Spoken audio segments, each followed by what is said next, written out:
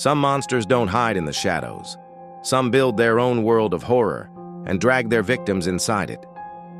In the quiet desert of New Mexico, a man designed a torture chamber inside a simple mobile home, a place he called the Toy Box.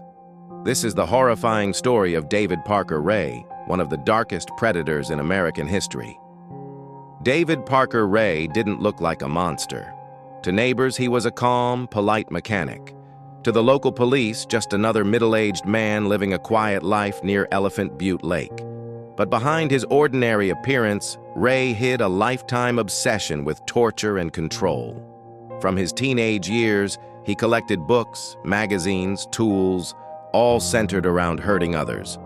Over time, that obsession evolved, and eventually he built something terrifying. Ray purchased a large mobile trailer and converted it into a customized torture chamber. He soundproofed the walls, installed chains, pulleys, and restraints, and filled the room with surgical tools, metal devices, and strange homemade instruments. On the ceiling, he placed a large mirror, so victims were forced to watch everything he did. But the most disturbing part wasn't the tools. It was the audio tape. Before he began, Ray would play a pre-recorded message, calmly explaining to his victims what was going to happen to them. A message almost 20 minutes long. A message meant to break them before the real horror even started. Ray had a system, a chilling, well-organized system. He targeted vulnerable women. He drugged them. He kept them restrained for days, sometimes longer. And when he was done, he used more drugs to erase their memories before releasing them far from his home. Many victims walked away confused, traumatized, and unsure of what had happened. Some didn't remember anything at all. This is how Ray hid in plain sight for years. He didn't work alone. Shockingly, Ray had partners, including his own girlfriend, Cindy Hendy. She helped lure victims, watched the torture, and assisted in Ray's plans. Together, they operated the Toy Box for years. No one knows exactly how many victims suffered there, but investigators believe it could be more than 60 women. The nightmare finally ended in March 1999 because one woman refused to die. Her name was Cynthia Vigil. Drugged and chained to a bed inside the Toy Box, Cynthia waited for an opportunity. When Ray and Cindy became distracted, she grabbed a key, unlocked her chains, and ran. She escaped the trailer, sprinted through the desert, and flagged down a passing motorist, bleeding, shaking, wearing only a metal collar. She said one sentence that changed everything. "Please help me. They're trying to kill me." Police raided Ray's property the same day.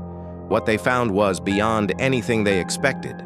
Tools, chains, metal devices, detailed diaries describing years of torture, and the mobile trailer, the Toy Box, still set up and ready for a new victim. Officers described the scene as the most disturbing environment they had ever entered. Once the news broke, more survivors came forward. Some remembered fragments of the trailer. Others recognized Ray's voice from the audio tape. But even with dozens of testimonies, something crucial was missing. There were no bodies.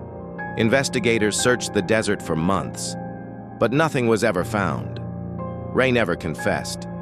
He never admitted to killing anyone, but his own drawings and notes suggested that many victims never returned home. In 2001, David Parker Ray was finally convicted. Kidnapping, torture, criminal sexual assault. He received more than 200 years in prison, but he only served 1 year. In 2002, shortly after arriving in prison, Ray died of a heart attack at age 62.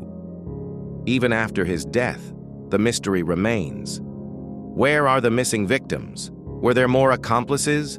Why were no remains ever discovered in the vast New Mexico desert? Police believe Ray killed far more women than anyone ever proved. Some investigators estimate the real number could be 40, 50, maybe more. But without bodies, the truth remains buried forever. David Parker Ray built his toy box to hide his crimes. Today, that trailer is gone, dismantled, destroyed. but the fear he created still echoes through one of the darkest chapters in American crime history. If you want more chilling true crime stories like this, make sure to subscribe and leave a comment on what case you want next.